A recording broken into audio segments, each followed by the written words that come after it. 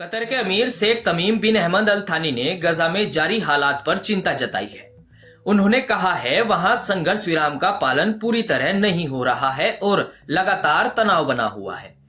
आगे कई खबरों पर बात करेंगे, जहां एक बड़ी खबर यह भी सामने आ रही है कि हमास ने 2 और इस्राएली बंधकों के शव इसराइल को सौंप दिए हैं। वहीं अमेरिकी उपराष्ट्रपति जेडी वेंस ने गजा को लेकर क्या बड़ी बात कही है, ये भी आगे जानेंगे।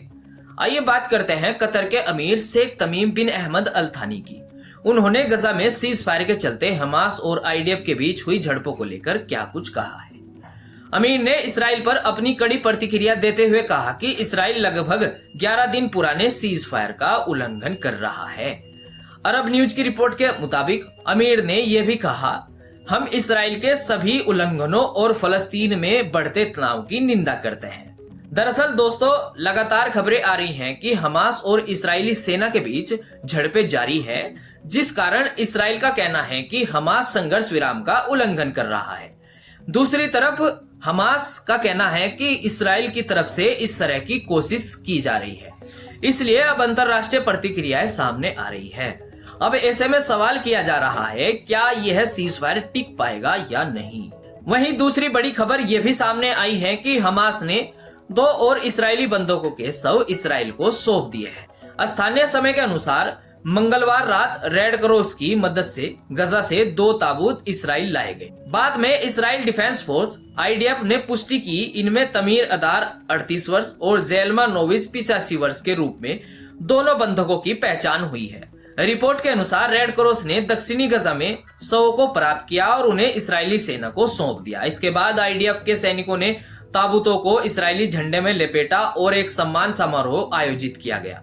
आपको बता दें, सम्मान समारोह के बाद शवों को तेल अवीव के अबू कबीर फोरेंसिक सेंटर ले जाया गया, जहां उनकी पहचान की गई और मौत के कारणों की जांच शुरू हुई।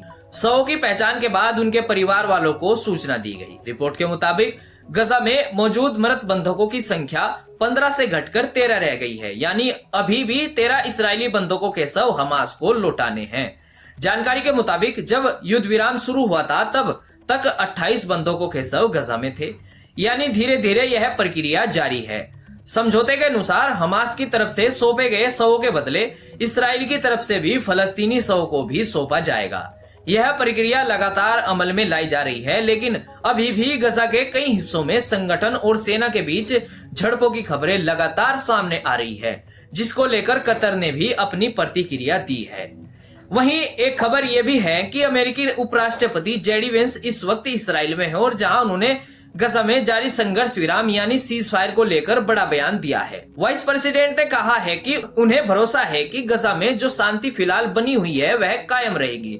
रिपोर्ट के मुताबिक उन्होंने यह भी साफ किया कि हमास के हथियारों को नियंत्रित करना इस समझौते का अहम हिस्सा है और इस पर अमेरिका का रुख काफी स्पष्ट माना जा रहा है।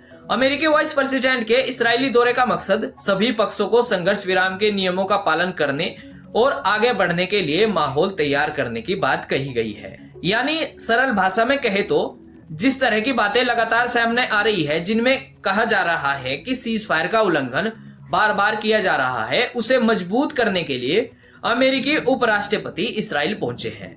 आपको ये भी बता दें, अमेरिकी राष्ट्रपति डोनाल्ड ट्रंप इससे पहले चेतावनी दे चुके हैं कि अगर हमास संघर्ष विराम की शर्तों का उल्लंघन करता है तो अमेरिका अंतरराष्ट्रीय बलों को गजा में भेजने पर विचार कर सकता है। ट्रंप की तरफ से संगठन को अपने रूप में सुधार करने की बात कही गई है ताकि संघर्ष विराम आगे शांति के साथ बढ़ सके।